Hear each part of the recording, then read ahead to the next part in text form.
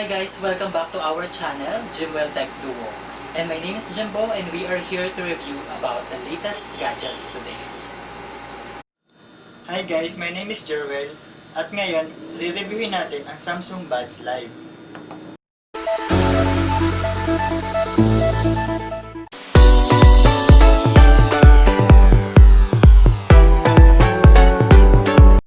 So bali today guys, mag-unbox tayo ng Samsung Buds Live.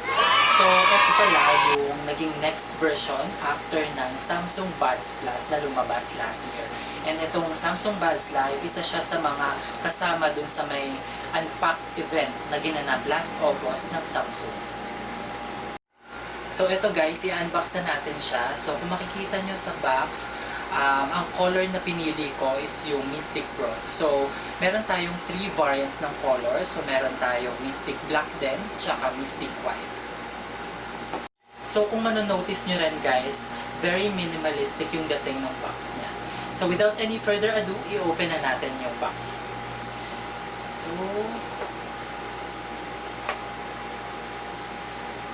So dito as usual pa rin, nandito pa rin yung Samsung na paperwork. So nandito yung warranty at saka yung instruction. So ito yung warranty card guys. Tapos meron din siyang kasamang quick start guide. Tapos ito na yung pinaka Samsung Buds Live natin. So yun nga, Mystic Bronze yung kulay niya. Pero inside the box, we also have the Type-C na cable para sa charger. Kung hindi mo gagamitin yung power share ni Samsung, pwede ka rin mag USB cable. Tapos guys, meron din siyang spare na dalawang panlagay dun sa may earbuds natin. So, isa for the left and isa for the right. So, ayun siya. And then, ito na yung pinaka-Buds Live natin guys. Sobrang ganda ng kulay niya. Bronze siya. So, very premium yung dating niya. A few moments later. So, for me guys, ano nga ba talaga yung mga best features ni Samsung Buds Live? So, una na dyan is gumagamit siya ng Bluetooth na version 5. So, super fast lang yung pag-connect niya sa mga mobile phones. So, isa rin guys sa mga magandang features nitong Samsung Buds Live is kapag malapit siya sa Android phone mo, automatic siyang magko-connect. So, try natin.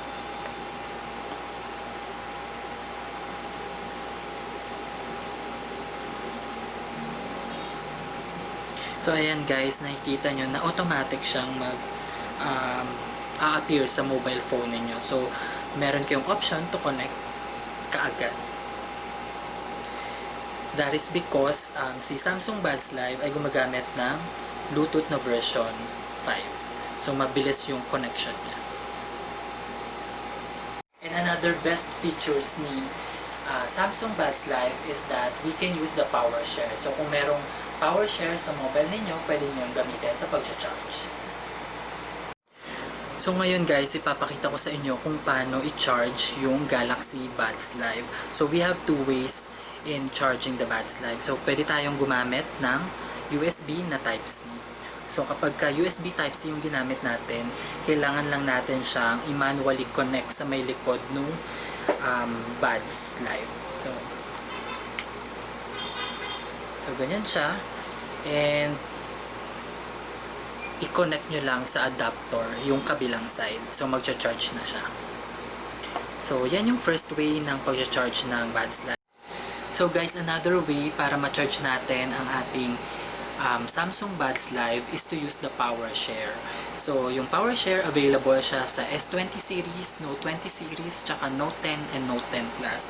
So all you have to do is just to select the wireless power share in your mobile. So eto siya. So you just have to select that and magkakaroon siya ng instruction guys kung paano yung gagawin. So all you have to do is to put the Samsung Buds Live or anything that you would like to charge sa may likod ng mobile phone ninyo. So let's try guys.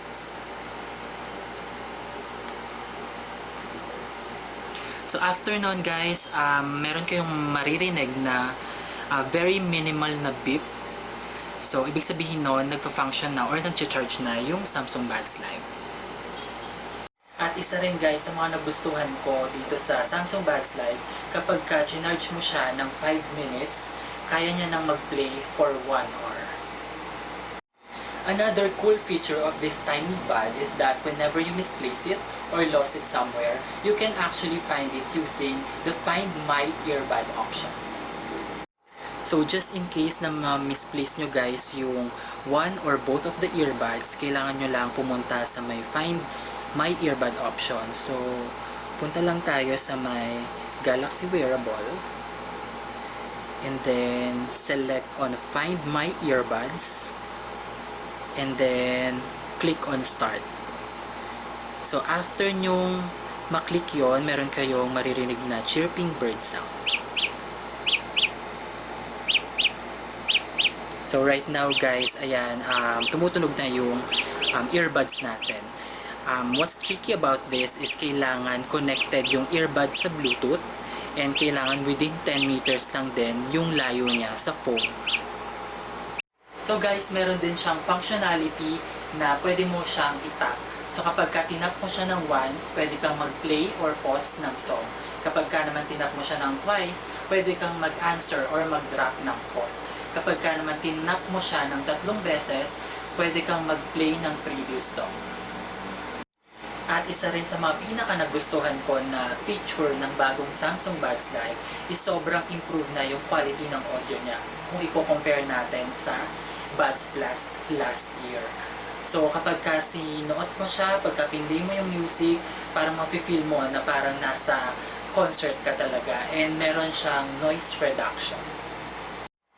So guys, dahil nga honest review to, so sasabihin ko kung ano yung isa sa mga hindi ko nagustuhan na feature ng Samsung Buds Live. So yun nga, yung pagka sobrang sensitive nung sensor niya, na kapag ka accidentally na-tap mo siya, pwede siya mag-play to another song. So yun lang naman. Overall, sobrang ganda ng Buds Live, sobrang linaw ng audio quality niya. So this is super perfect sa mga tao na talagang mahilig sa music. So ayan, mapapansin nyo na bean shape yung hugis ng Samsung Buds Live natin. So ngayon guys, itatry ko siyang i-fit sa tenga ko.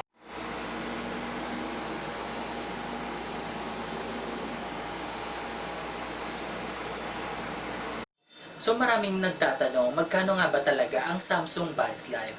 So knowing the fact na kakalabas lang niya guys, medyo pricey ulit siya. So for the Philippines, ang price niya is 8,990 pesos.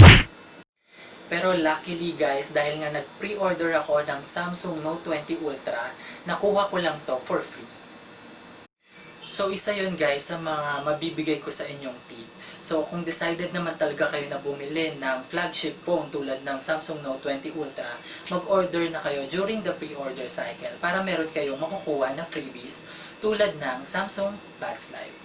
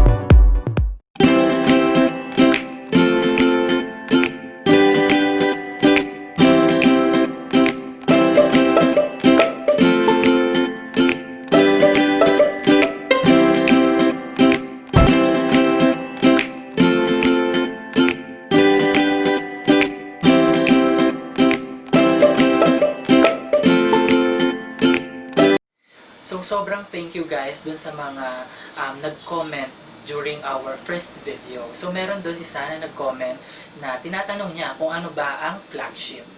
So guys, kapag ka sinabi nating flagship, gaya nga ng flagship phone, ito yung highest na standard o model ng isang brand. Kagaya nga ng Samsung, Ang latest nila for the Note series ay yung Note 20 Ultra.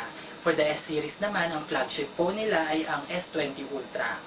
And for the other phone brand, gaya ng Huawei, ang flagship phone naman nila is yung Huawei P40 Pro. And sa Apple naman, ito yung inaabangan ng lahat na iPhone 12, which will be launched this fourth quarter of 2020. So thank you guys. I hope you liked our videos for today about Samsung Buds Live.